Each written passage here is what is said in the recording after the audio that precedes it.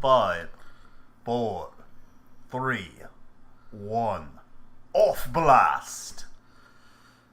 And we are blasting off into your iPods. Or your Androids. Or other devices that play sound things. Yes, that's true. Hi folks, welcome to another wonderful edition of NeviCast, the podcast where we talk about animus, video games, and dank memes. I am your captain, Fearless Billy Nwanda. And this week we actually kind of got a little bit of a smaller crew taking us through this time around. Next to me is, of course, our delivery man. Good day, night, or whatever time you're listening to this podcast. This is your delivery man, Adon. And, of course, we got good old Hobbs next to us as well. I seem to have dropped my moniker. Could you help me find it? I do believe it was Hans. Yeah, but this is the more relaxed edition of NeviCast. Hopefully you'll actually say more than, 5 things this time. Don't hold your breath. Whatever, bro, whatever. Yeah, but yeah, we're just kind of sitting here, relaxing, having some, good coffee. Well, water in Hans's case over here. So yeah, let's get straight into it. So, it's week number 2 of Chris Was Absolutely Fucking Wrong. So, if you guys remember listening to last week's podcast, I went on this gigantic tear about, no man, they're never going to make an SNES Classic because the Switch is out and they're just going to put everything on the Switch. And then, the very fucking next day, Eurogamer reported an article about how Nintendo is developing an SNES Classic, and that's one of the reasons why they stopped on the NES Classic. Yeah. For the record, our fearless Billy Nwanda likes to eat his words with a bit of salt. Yeah, that too. I'm just going to go ahead and say on record now then that Monster Hunter Double Cross will never be localized here as Generations Ultimate. What about Frontier? You want to say a few words about Frontier? Come on, say a few words about Frontier. You have an excellent track record. So, Monster Hunter Frontier will never be localized either. There. Actually, that's gospel truth. We're never getting Monster Hunter Frontier. I'm sorry. I deeply am sorry, even though I have no control over it. Good times, good times, good times. So yeah, we got that going on, but it's actually been a quiet week in gaming. Matter of fact, the only really big news that they announced was a new Call of Duty. Which none of us are excited for. Yeah, even I'm not, I'm kind of torn, because it's I love Sledgehammer Studios, which if you guys don't know, were the ones that made Call of Duty Advanced Warfare, which is to me, one of the best, single-player campaigns I've played in a while. And, multiplayer wasn't bad for me. But we're going back to World War fucking 2. And, yeah, just, I'm still not recovered enough from the barrage of World War shooters that makes me really excited for this Call of Duty. It's kind of one of those where a lot of folks are yeah, we can go back to the World Wars now, because they all got jizzed up when Battlefield 1 came out. But, yeah, I'm just not really feeling it. Even the modern settings, I'm not really feeling too much. When it comes to my third-person shooter or first-person shooters, I really prefer the futuristic settings. So, yeah, I'm just kind of That in World War II, at this point, has become the ultimate dead horse in gaming. Almost as much as zombies. Agreed. Yeah, look forward to Call of Duty World War II Zombies. Nazi zombies. That's right, yeah, Nazi zombies. There's actually a horror movie about that. I know. It's called Dead Snow. Yeah. It has a sequel. Horrible. Yeah. But yeah, that's actually been the only really big gaming news that's going on right now. Everything else is pretty much... folks are just, gearing up for, this is always kind of the lull period, from roughly, March through, there's, a couple big releases here and there, but especially once it gets in the latter of April, the game industry kind of goes silent, because what they start doing is they get ready for E3, which is coming up in June, so all the big video game announcements, trailers, bull shots, and, magical Nintendo puppets that will pop up again this year, more than likely. That's the whole spectacle is coming up. Another small announcement on being a bit late to the party is Bayonetta is finally available on Steam after the game came out, how many years ago? Yeah, but I mean, I'm surprised. Well, I'm sure it's Sega just probably trying to make whatever money they can off of it. I see your point. You know what would be awesome, Sega? More Project Diva. Or a proper Project Diva PC version. Nobody cares. More Project Diva on consoles. I don't know. I think they kind of blew their load quite a bit with Future Tone. Well, they still don't have the Project Diva cross songs available. I do notice that they have a few song packs, which is oddly enough missing a song from Project Mirai, so I'm going to have to pick that up. Yeah, but I mean, I don't know. I think it would be kind of nice to have a proper PC release, especially because Sega has been, with the exception of a few titles here and there, they've been actually kind of nice to PC players. So, I mean, hell, it was like, I think the reason why we've gotten a proper sequel for the Valkyria Chronicles is because it sold gangbusters when it finally got put out on Steam. And it did get the PS4 re-release. Well, that too. So, For the video game illiterates as myself, what is Steam again? Steam is essentially a video game service that is run by the Valve. Mm-hmm. Valve themselves initially started off as a game development company. They were behind some of the biggest PC titles around, like Half-Life, Portal, Left 4 Dead. Mm-hmm. That's kind of like the three main ones that everybody talks about when they talk about Valve. Well, to another good extent, Team Fortress 2, although that and Counter-Strike, they kind of bought those. Yeah, those were... I think even Left 4 Dead was originally a mod to the Half-Life engine, but it, did what it did, so it kind of got absorbed by the company that made the game that had the engine that it used. Exactly, yeah. They did that with, Counter-Strike, Team Fortress 2, and, Dota 2 as well. But at some point, they decided they wanted to take things into their own hands instead of letting their video game product be distributed by others, and they decided to become their own digital distribution network. So they launched Steam in order to do that.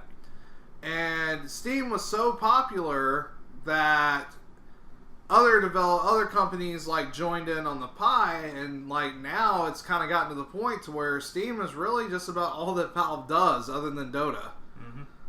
Mm-hmm. But yeah, basically, if you're on PC and you want to buy a game that's not something that's done by Electronic Arts or Bethesda, you go to Steam. Okay. And you download the game? Yeah, you download the game to your PC. Oh, okay. Well, even Bethesda has actually a lot of their games on Steam. Yeah, but they're kind of starting to move away from that with Bethesda.net. Yeah, they're kind of a lot of major publishers have kind of started to have problems with Steam, mainly because the other thing that Steam is very infamously known for are the Steam sales. Mm-hmm. So you have a lot of cases where a lot of gamers will not pick up games at all whatsoever until one of the seasonal sales that happens, which is 4 times a year. Yeah.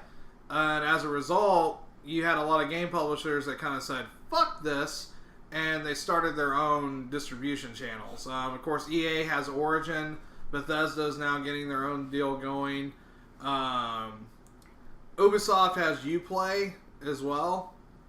So, yeah, it's one of those deals where a lot of the major big boys are still pretty trying to get away from Steam, but all of the other guys are it's hard to do. Yeah. So, well, they've got such mind share and market share that it is almost David fighting Goliath. Pretty much, it really is. And it's one of those deals where Steam lately has gotten so bad about its curated content, and there's been a lot of really crappy video game developers that have put some really shitty games on there. And one of the funnest things is if you ever get a chance, watch a lot of Jim Sterling's videos where he goes through Steam and he plays a lot of these greenlit games. just for the lulz, really, and to point out how horrible these were developed. He even has faced like a lawsuit from one of them. Really? Too, yeah. Because he badmouthed their game so much that they got butthurt. And they tried to sue him for it. Don't criticize our shitty game. Well, here's an idea. Make better games. Yeah. That is much easier said than done. A lot of things are. Man. Indeed. Although, I don't know, like, do you think Steam was lucky enough to be the first one to be... Yeah, it was entirely luck. Okay. That and there was another this no-name company who they had a similar service, and I think I don't remember the name of it. That's how prolific it was, but it had a game called Project Zomboid, and that was the only thing I had on that service. It was kind of like zombie survival, but they had little moodlets that so it was kind of simmy, but with zombie survival. Yeah. Yep. That does not surprise me. Did you finish the game? There really was no finish to the game since it was so early alpha that it was just like one scenario. Okay. So at that, really, yeah. Well, it was extreme early alpha. That and it's one of those survival games. So there is no real winning the game. There is no narrative. Okay. There's a narrative to start the scenario, but after that, it's do what you do. Yeah, not an ultimate goal or anything like that. Not dying. Right. kind of like me playing through Zelda most of the time. It's like you could go destroy Ganon and save Zelda and save the kingdom, or you could run around shirtless just burning everything in your path. But that has a narrative arc to it. True that. There is a definite end goal. Zomboid was, again, so early that they hadn't thought that far ahead. Right. They got the engine up and running. They gave you the initial push and said, what the fuck ever. Mm-hmm. That's weird. Like, I've heard about that game in recent years. I wonder if they actually managed to finish it.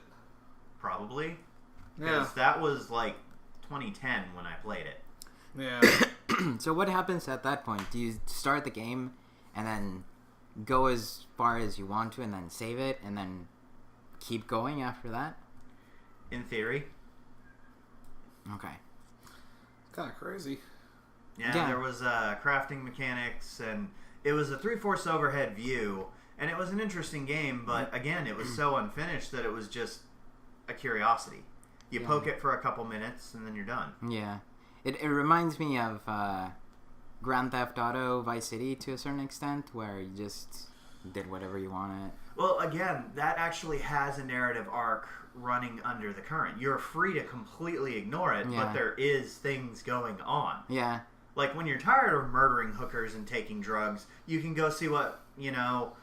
The mission is, yeah. Yeah, like what Fat Tony wants, or what Gay Tony wants, or Invisible Tony. Yeah. Or Tony Tone. That's right.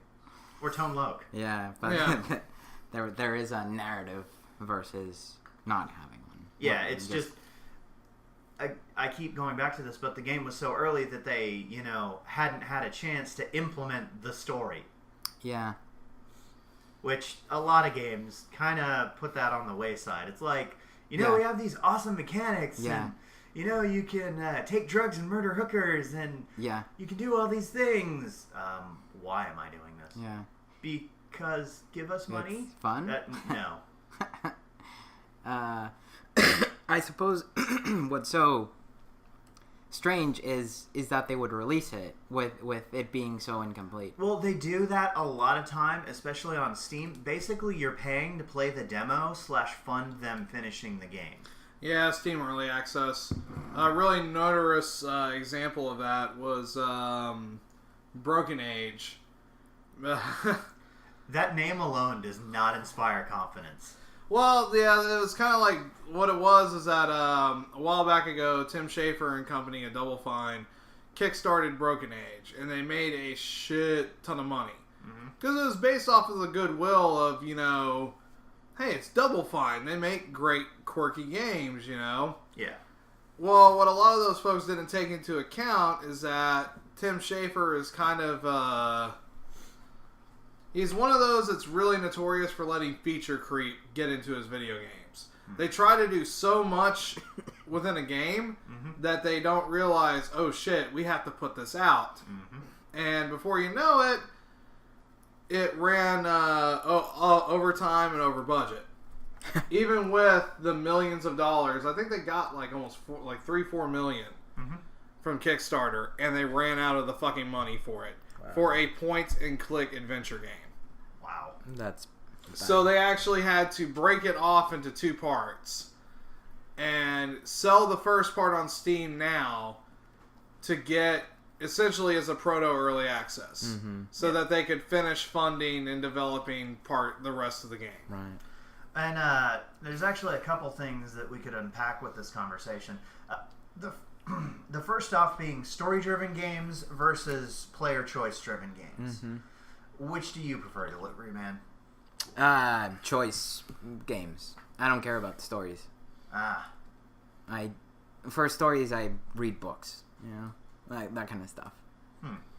That's actually an understandable approach to take, because most of the games that first came out, like in the 80s, were almost completely devoid of story. It was more like you were there to accomplish goals and like... Well, they didn't really have the processing power to devote to the tools that they needed to tell the story. Like, take Donkey Kong. You get an... I guess we'll be really nice and call it an in-game cutscene of Plumber's girlfriend gets stolen. Plumber chases after girlfriend. There's your story. Have fun. Yes. And, you know, maybe after you complete 50 levels that somewhat vary every 10. Yeah. You get, you know, a heart above girlfriend and plumber. Yay, story. But the thing is, do you really need complex stories? Because you look at Metal Gear Solid, which has plenty of player choice and can be taken as a sandbox. But when that story takes over, it holds your head down and makes you go ass up. It's like, I'm not done with you. We're going to confuse the shit out of you, and this is going to take about 3 hours of cutscenes. I think it really depends on the nature of the game. There are some games that are better than others, and at that. Yeah, like, for example, like, with, like, Final Fantasy, is something where, yeah, I want to make sure that it's a damn good narrative-driven story, you know? Like 13 was an example of how you don't do a very good narrative-driven story. Well, there you go, Don. You said if you want a story, you'll read. Yes. Yeah, 13. Exactly. All of its exposition. That's right. Is reading. They don't bother to tell you within the actual, you know, game you're playing. It's like, oh, there's some shit going on, but read about it. And normally I'm okay with that. But the thing is, you should not need extraneous material to tell your story. Tell your fucking story in your product. Otherwise, don't goddamn bother. Yeah, well, the problem is they had a damn good backstory set up that set everything up perfectly for 13. And mainly dealing with the goddess Etro and the whole, the Fal'Cie and the Lassie and all that nice little stuff. But I guess, like, they got convinced at one point, because they were so determined to make 13 work for a worldwide audience, that they decided to strip all of that out and put it in the data logs. So what you end up with is like a very ham-handed narrative about, you know, a bunch of peeps just trying not to fuck things up. And a lot of the really cool world building that they did got shafted off to the side, which could have actually made things a lot more interesting where they were. And probably made things less confusing when the 2 sequels came out. And less despised. Because the thing is, you have a series whose hallmark is its storytelling, its characters, etc., etc. So you give us a cardboard cutout protagonist, and you you shunt all of your interesting stuff to an appendix?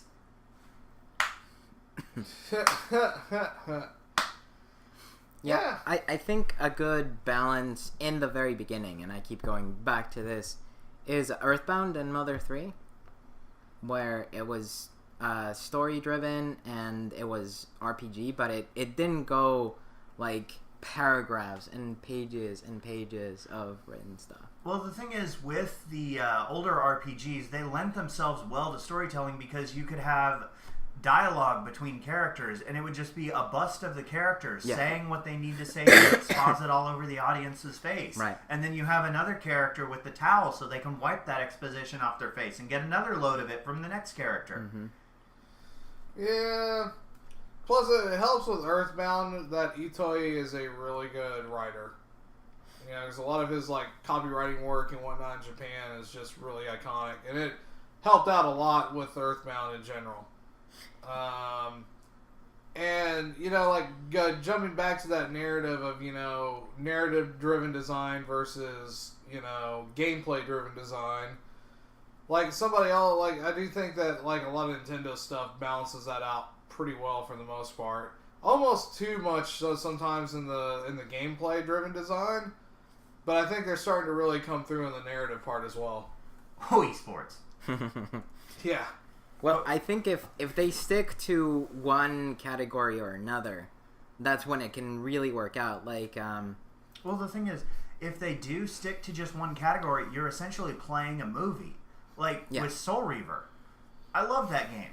I'm not going to go back and play it because I know what happens. Right. And the only difference might be instead of, throwing a vampire up to impale him on a giant misplaced gothic coat rack, I might shove him into sunlight and giggle as he burns. Right. And, I'm burning, I'm made up of 5 polygons, but I'm burning. Yeah, exactly. Yeah, that brings up another point, too, is that when you have a game that's locked into its narrative story, how do you increase that replayability value?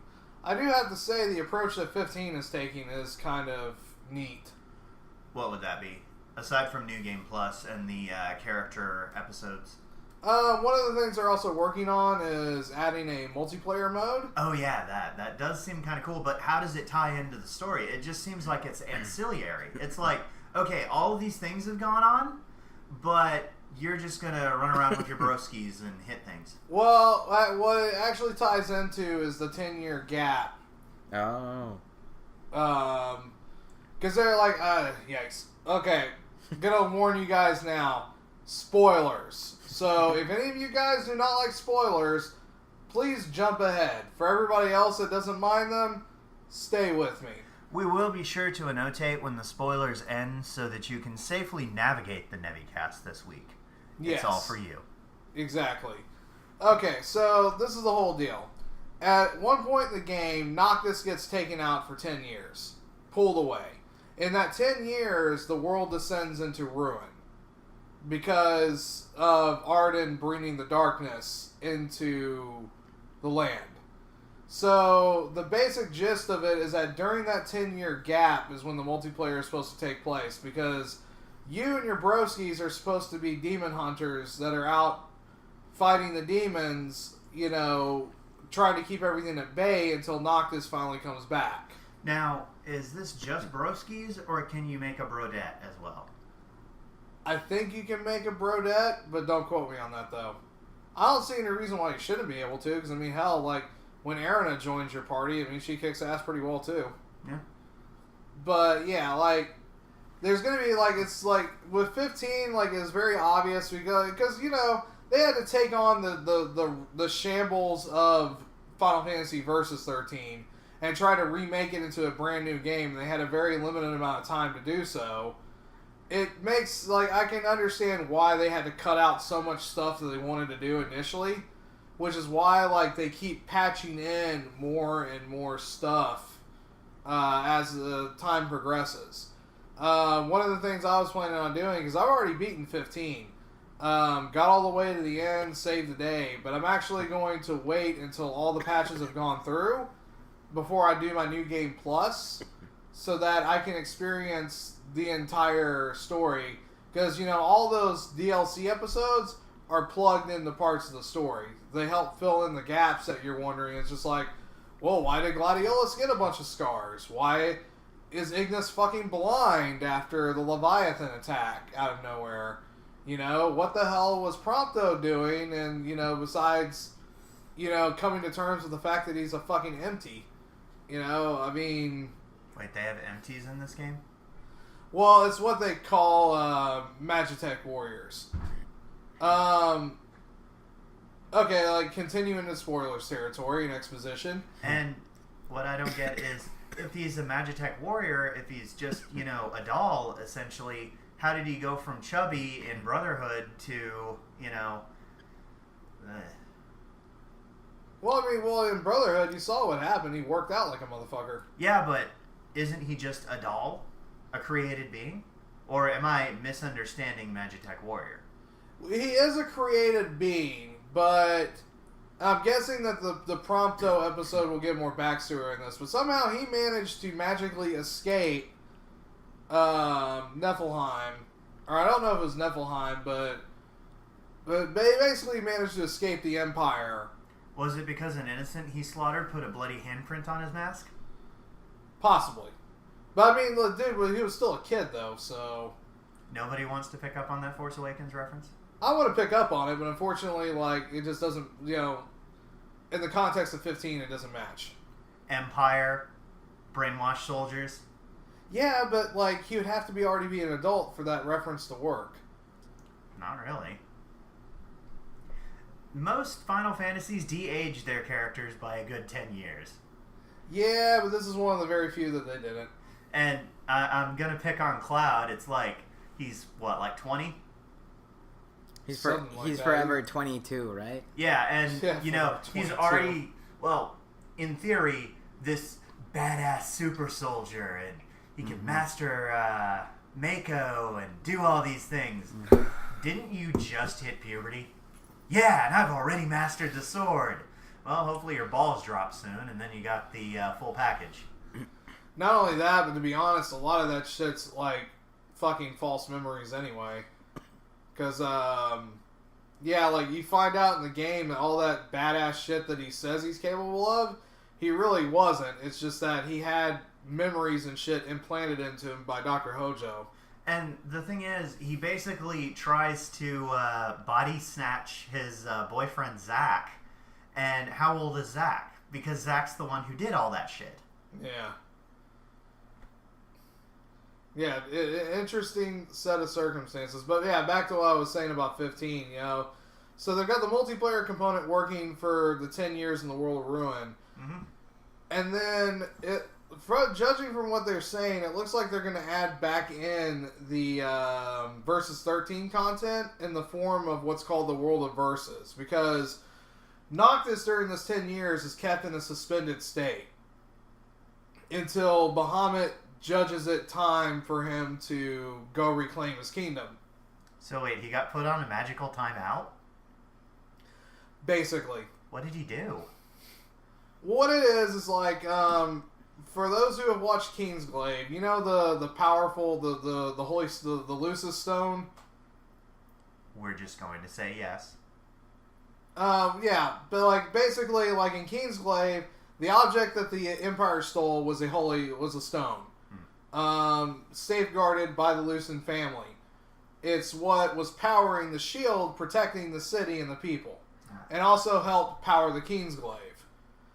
And what ends up happening is that the Empire takes it. They're thinking they can try to use it to power their own shit, but in actuality, Arden, who's been manipulating them the whole time, has actually been safeguarding it specifically for Noctis to get to the stone, because he knows that the stone will pull him into the Ascendant Realm, and he'll have to be there until it's time for him to take his kingdom back. Arden is actually Noctis's ancestor. And what ended up happening was that when the stars fell, there was a meteorites and stars that fell into their world, and one of them contained. Did it crush Itamori? Huh? What was the reference? Did it crush Itamori? No. Good. But yeah, one of those was that it contained like the essences of the 6 gods. And they offered him power to fight back what was called the Star Scourge, which was the stuff that was creating the fucking demons and whatnot. Instead of sacrificing himself to purge the world of the Star Scourge like he was supposed to, He instead did the opposite, and he just absorbed all the demons into himself, effectively becoming one, but also making it to where he couldn't ascend into the Ascendant Realm. So, pissed off about that, he conspired with Ifrit to bring about the destruction of the whole world in response. And so Bahamut and the other gods had to wait for Noctis to come about in order to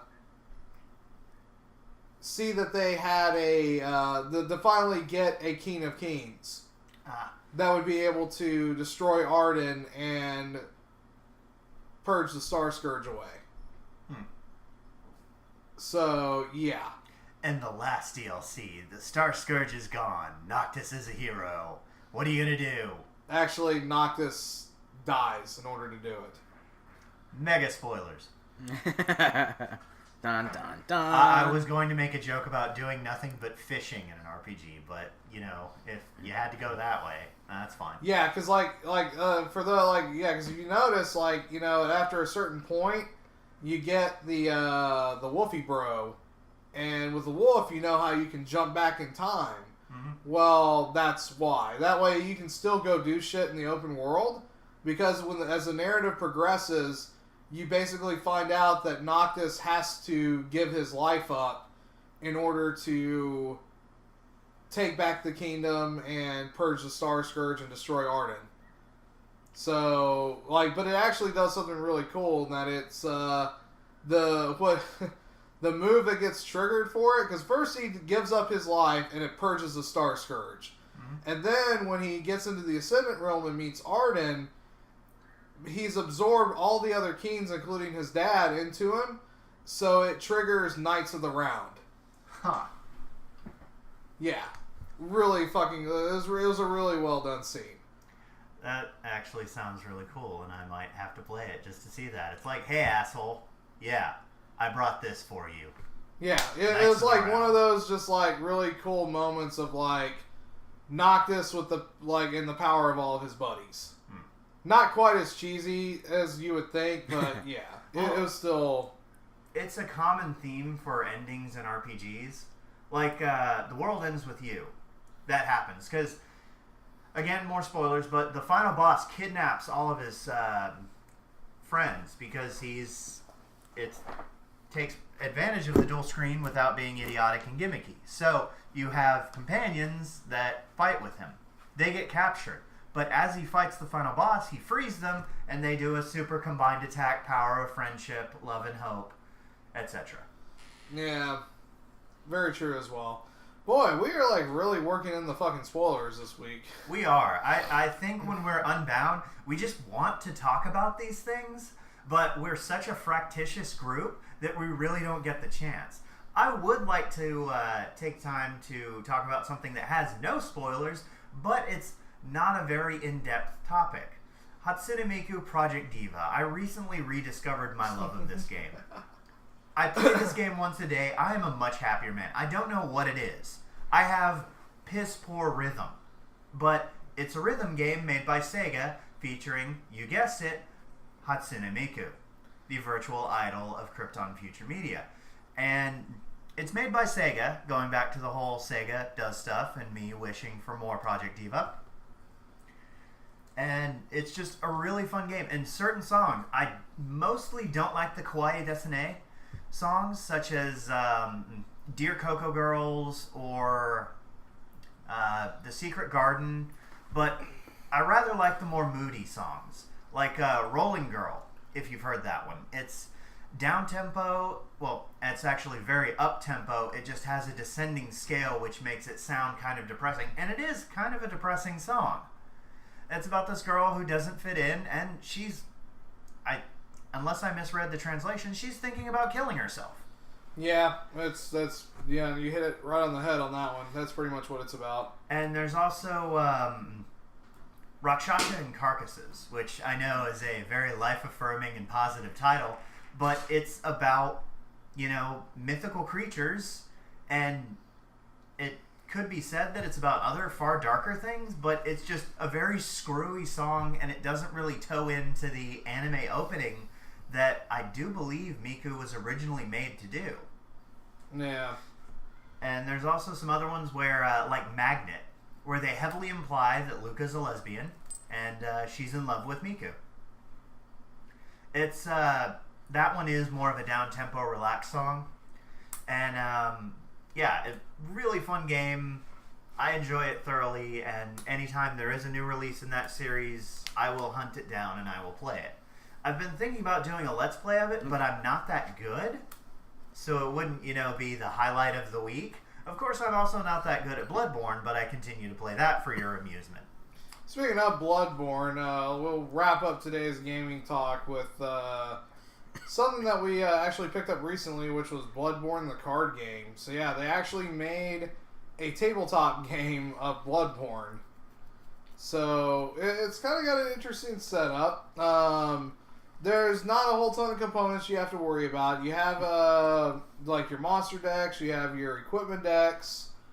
You do get blood echoes like you do in the game. Well, it's, like I was saying, a lot like Elder Sign, which is the light version of Arkham Horror.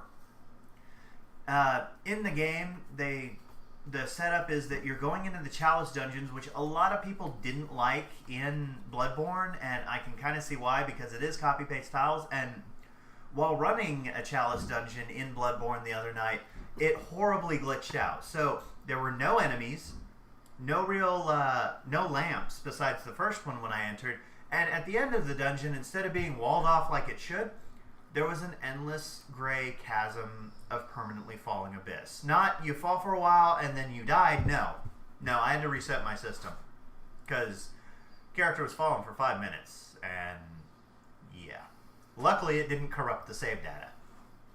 True that. But I mean, we tested out the Bloodborne card game the other day, and it was actually a pretty quick experience. I think we got done with that game in 30, 40 minutes?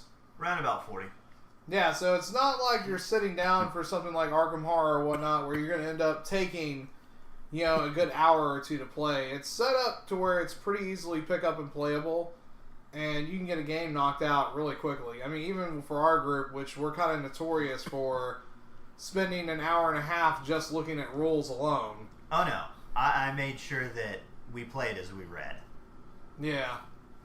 We had a couple hiccups along the way, but I mean, we had a really good experience with it at the end of the day. Speaking of, we found an official errata from the people who made the game, and ties go to everyone. Say if someone has the most or the least blood echoes, okay, the cards okay. that say, okay, if X has the most blood echoes, then they take 1 damage.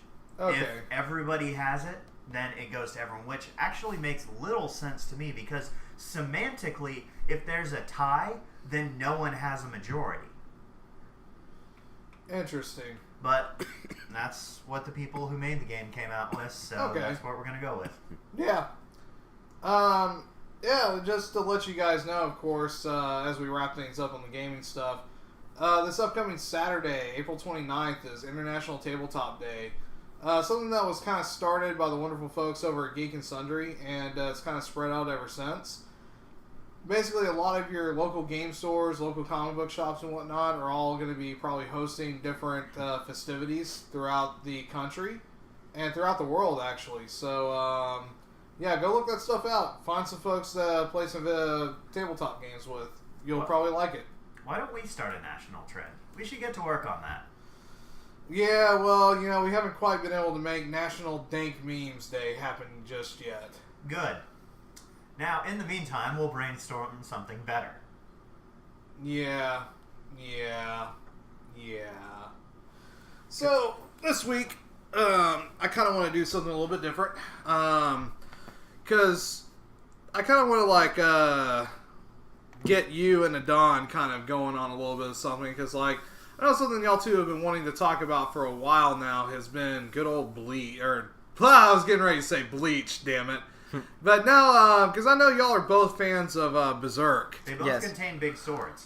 They do at that, but I have a feeling that Guts' sword is a little bit thicker, and, it performs a lot better than Ichigo's, I'm afraid.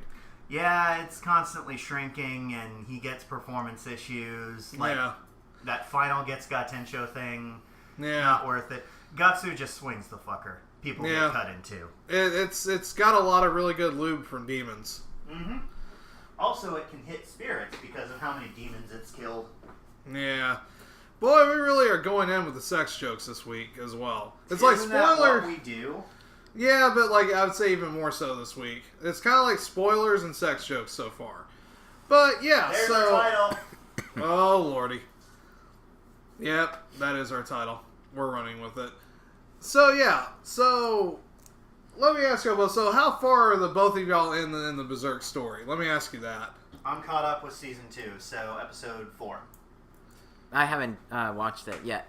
The second season, I mean. Yeah, because unfortunately, like with the first season, or with the second season, like I've tried looking it up, but they don't have a dub available yet. Unfortunately, Beserk, it's starting to kind of get popularity. This first remake, this first new season didn't do it much justice because the animation was kind of stiff, wooden. Unfortunately, fortunately though, like I've heard the second season's a little bit better on that department. Oh, it is. Characters actually emote and don't have dead zombie eyes, even though they're supposed to be a moe little girl. Yeah, but unfortunately, it is one of those shows where they haven't quite gotten a dub up yet. But with Funimation, they only have so many shows that they can simuldub, and I have a feeling Bleach, Beserk just isn't on that high end of a priority for them. Oh, what else are they doing? Well, I mean, it's also money too, because I mean they blew a shit ton of money for My Hero Academia and Attack on Titan, so yeah. But yeah, so unfortunately, we don't have that. But like, as far as like besides the anime, like how well versed are y'all in the story at this point? Not as well as I should be. I need to get back on reading the manga. Don, what about you? So I saw the first season and then the following 3 movies. So I know what happens in the end. At least for the first season where what's his name? Griffith? Griffith gets his wish. That's as far as I go. Okay. So, yeah, like something that like we've kind of glanced upon a little bit beforehand is that, Don, you're actually a pretty big fan of Griffith. Yeah, I think so. I like the character development, and I can see the way he gets things is he's looking for himself in the smartest way possible. Yeah. That's why I like about Griffith. Like, he accomplishes his goals through smarts, and he does it in the smartest way possible, in the most clever way, and the most unconventional way too. Yeah. So it's kind of one of those deals where like you like him mainly because, even though like at the very end he makes a really crazy deal literally with the devils in order to become one himself, it's not, his end game isn't necessarily like, I want to, rape and pillage everything, or I want to destroy everything. It's just, I just want to fucking take over and rule a fucking kingdom. Mm-hmm. But he will rape and pillage everything to get what he wants. So really, I can't wait till the Dragon Slayer cuts his little bishy bitch head from his body.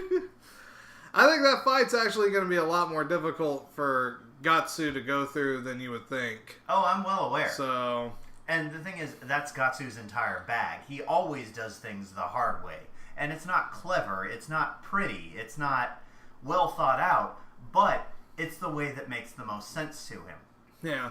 And you kind of have to think, like, that's actually an interesting contrast between the two. That's probably why they worked so well during the Golden Age arc, is the fact that you had Griffith, who was like the tactician, he was a charismatic leader, he was the one that brought people together, and then you had Gatsu, who was pretty much his right-hand man that was just there to beat shit the fuck down. Mm-hmm. His absolute foil, and yeah, doesn't think things through. He just lives.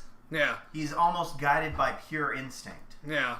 There's almost kind of like a love between the two, if you really think about it. Yeah. You know? And the thing is, I think it got to the point where Gatsu begrudgingly respected him and then came to see him as a brother, and that's why him becoming Femto cuts all the deeper, and why he is dead fucking certain on ripping that little bitch in two. Yeah.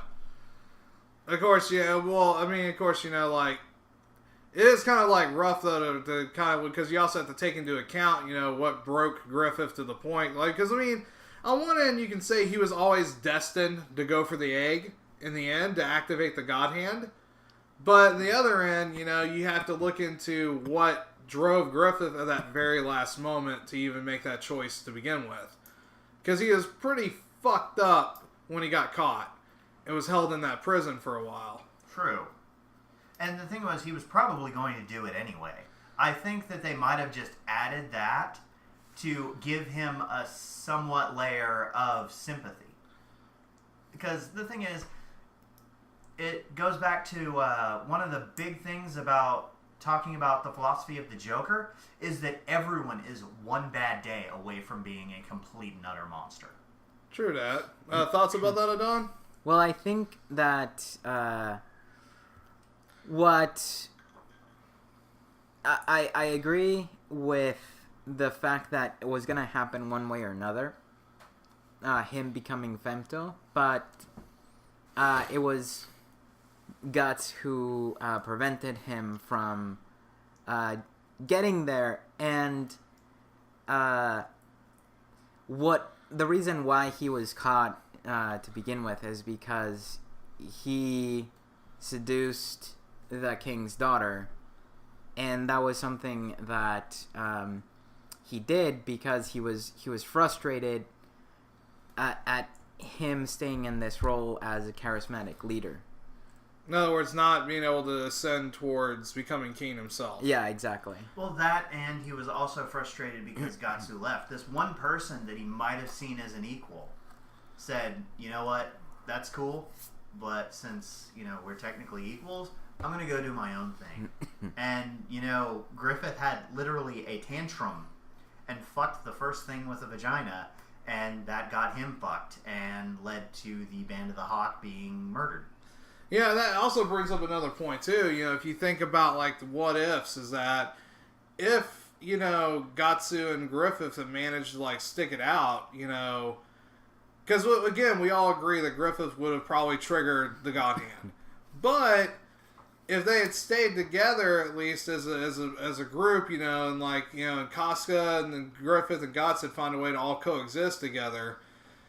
Would it even have been the Band of the Hawk that would have been sacrificed at that pivotal moment, or would Griffith have calculated and done like another mass group of people?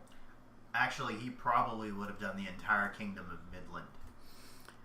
I think that if they had stayed together, he wouldn't be able to become Femto because Guts was preventing him from sacrificing the Band of the Hawk.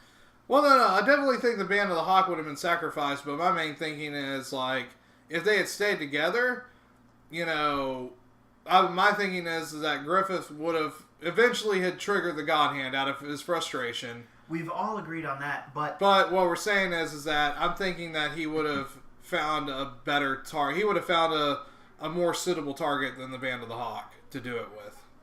Well, the thing is, the reason why it was the Band of the Hawk and not another group is because they were truly innocent. That, and they kind of meant something to him in Griffith's own twisted way. My thinking is, okay, say, let's play this what if out. Casca, Gatsu, Griffith, they managed to come to a common ground that allows them to stay together for the kids. The Band of the Hawk, because those are the kids. Anyway, that happens, and Griffith manages to maneuver himself higher and higher and higher. He eventually gets to the point where he could sacrifice an entire kingdom, because in, bit of spoilers, the current arc, another country is fighting them. Alright, so say they get backed into a corner for whatever reason. I've got this get out of hell free card, which is the bail it. He'll activate it, and this entire fiefdom gets sacrificed because those are the people he's trying to protect. But in doing so, he ends up sacrificing them. So really, he just wasted time and got Batman wings. Well, but the thing is, though, is that he gains his own kingdom. He saves the band of the Hawk in the process, along with Gatsu and Casca. And because at the end of the day, it's just like all he's really trying to do is become king. I mean, you know, you could sacrifice the kingdom of Midland, and then, I mean, you could populate that shit with more peeps. You could, but the thing is, the land is already cursed. And would it be worth it, being the king of a dead kingdom? And I don't... He wants to be more than a king. He wants to be a demon. He wants to be immortal. He wants to be all powerful. More powerful than any king. Any mortal king. And he has to sacrifice something that is dear to him, that is close to him, which is the Band of the Hawk. That is why he tells Guts towards the end when he's becoming Femto, you're the only one that was stopping me from reaching my ultimate goal. And that was it.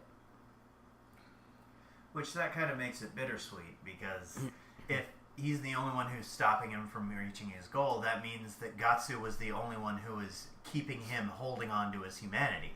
Yes.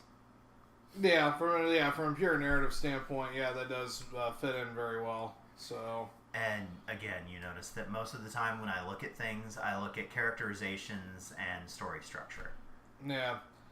It's kind of interesting, though, because, like, I'm a little bit ahead of you guys on the Beserk train. So, but it's, like, kind of interesting to me how Beserk starts off as a very, like, dark fantasy. But, ironically, after the big shit happens, you know, and, like, the Band of the Hawk is sacrificed, Fento comes in, and then Guts is constantly on the run as a result, it actually starts taking more traditional fantasy elements into it. Oh yeah, they're doing that in this current season. Yeah. So, yeah, because that's finally starting up with this season of the anime. I'm just curious of how they're going to do the boat. So, yeah, good times. And yeah, speaking of dank animus, we'll kind of spend a couple moments going over some stuff. I mean, of course, the new season's going on. I mean, a new show that I kind of rediscovered was a show called, well, not rediscovered, but kind of just found out about, was Eromanga Sensei, which is by the same dude who wrote Oreimo. It's definitely interesting, you know, going through these first few episodes so far. The jokes are on point. It's even more lewd than Oreimo when it comes to that kind of content.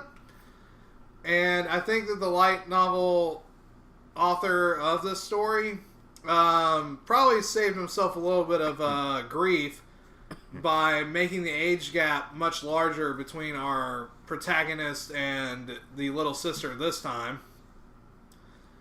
I honestly think I kind of also like it because it does delve a little bit into the inner world of like light novels and, you know, the problem that writers go through and trying to get content put out and whatnot. So he's glaring at me now. No, like, I mean, like, Hobbs is a little bit more pessimistic about it than I am, so. Everything I write is trash. So what do you mean by the troubles about getting content out and... Well, the main protagonist is, at this point, like, he's up and coming. And he just finished up his first, like, trilogy of light novels. Okay. And now he's kind of in a slump because he keeps trying to pitch out content, but it keeps getting rejected. And in the meantime, he's also having to deal with a rival who pops up known as Elf Yamada. who's like the #1 Oricon author. Mm-hmm. And yeah, it's basically the tsundere, archetype entirely embodied. And in the middle of all this, is the artist who drew the art for his covers and for his inserts, known as Eromanga Sensei, who has that nickname because everything that person draws out turns out to look really lewd and sexy. And in the beginning, he has no idea who it is, and then he finds out that it's his own sister who's drawing all that stuff. Mm-hmm. Just purely by circumstance. Some kind of incident happened with their family, and she became a complete shut-in, and now, she basically just lives in her room. But she found a means of expression via streaming and via talking to people online, so that's what she does. And this is in real life? Or in the novel? In the anime, actually. Okay. Yeah. So, yeah, the anime is like the brother and sister coming to terms with, like, knowing who the other is and working together, and also dealing with a lot of the stuff that, in the light novel world in general. Oh, I get what you mean. Yeah. So, the anime itself, or the manga itself, deals with the troubles, the difficulties about releasing.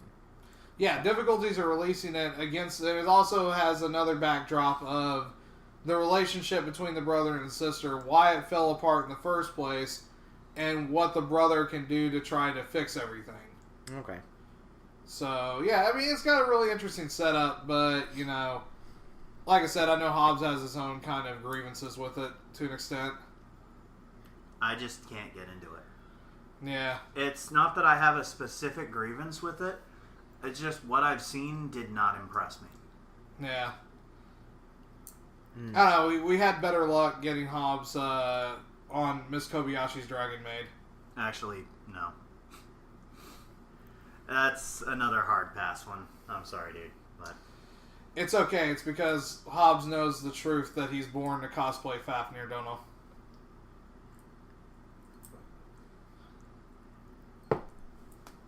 I love the long amount of silence, like, right after that. I couldn't think up a punchline. I apologize. So, we enter the closing rounds of this week's Nebicast. So, Adan, delivery man, man with the plan.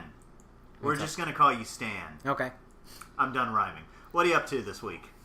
Or what do you have planned for next week? Or where do the fish live? I saw the movie, the Ghost in the Shell movie, and I liked it. So that was something that got horrible reviews from like anecdotal reviews, and from what I understand, critics as well. Critics were actually not as savage towards it. Their whole deal was just simply like, it just did way too much. Most of the real savagery came from a lot of people who saw the flick and, well, let's continue into spoilers, because I already know about this part. Basically, you find out in the movie that the Major has been Japanese all along, and they just chose to put her in a white girl's body. Which, like, even intensified how pissed off everybody was that they whitewashed the character in the first place. Mm-hmm. So, yeah, there, like, a lot of people, when they found that particular twist out, were really infuriated, and it just dragged the movie's Metacritic score and everything down. That, and they kind of overhyped it. The thing is, Ghost in the Shell is generally so far up its own ass that it's only going to appeal to certain people, but they were trying to make it a big worldwide hit. No. And the thing about, getting mad about whitewashing, I think they're focusing way too much on the shell part and losing the actual important part about the ghost in the shell. Yeah, true that, but the same token, like, I don't think that would have been as major of a problem if it were not for the fact of Hollywood's big deal about whitewashing characters to begin with. Yeah. If they went more for diversity in the first place, this wouldn't have been as big of a deal. Like, it actually could have been a pretty cool reveal, that, there's a Japanese girl who gotten, fucked up and they put her, made her into Scarlett fucking Johansson. And they could have actually done a lot of really cool psychological twists on that. But because Hollywood is shit for diversity, especially towards the Asian American community about that, and Asian actors in general, look at Iron Fist for a good example of that shit. Well, by that same token, look at what Japan does with its own media. True that, and that's why we need to criticize them for that shit as well. But we're not going to. Well, no, there are a few people who are taking up that storm. Like, the Anime Man is a really good example of that.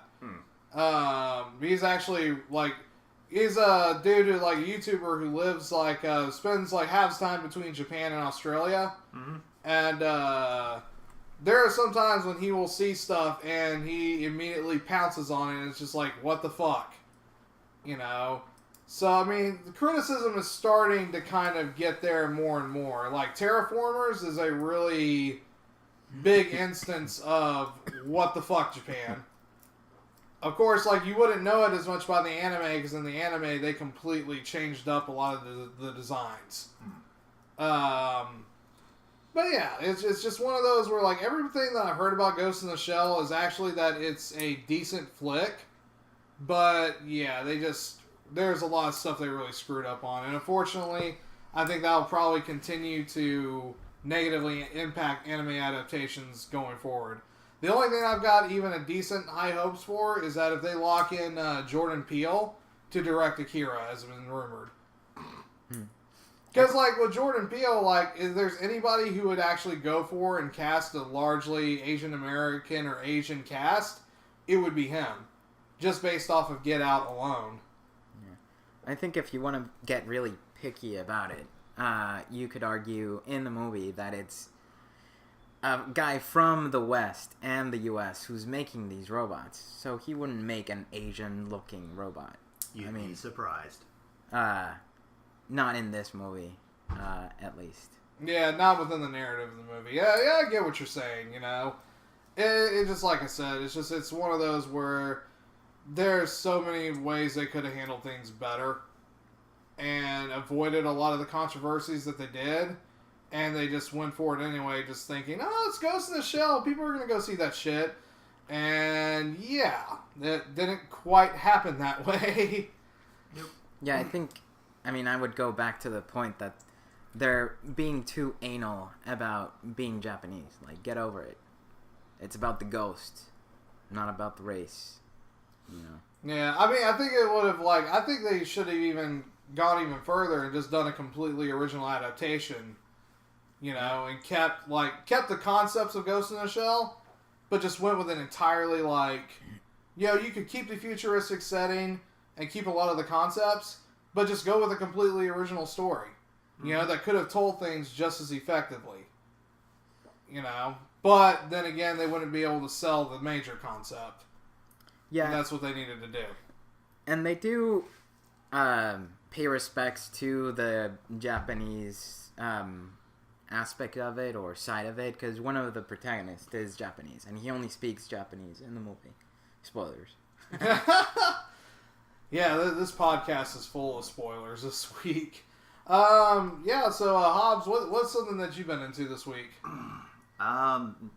Trying to make Prism Chasers better. As those of you who do read Flash Fiction Fridays may know, I've been on Prism Chasers for quite a few weeks, and it's just not sitting well with me. And it might be the constant self-recriminations I have while writing, it might genuinely not be that good, or it might be some other third thing, but I gotta do something with this. Namely, you still have to put out this week's chapter. Yeah. That I gotta do. Yeah. And on that note, I'll talk about something I've been into this week. Kind of continuing the discussion from last week's podcast. So, I went and saw Your Name again this weekend. And this time I actually caught the dub. And good news, Adon. The dub is actually really fucking good. Good. Yeah, it's serviceable. Yeah. Hobbs has a couple slight issues with it. But, yeah, it conveys the story actually really effectively well. And it makes it to where you can actually concentrate a lot more on the visuals of what's going on.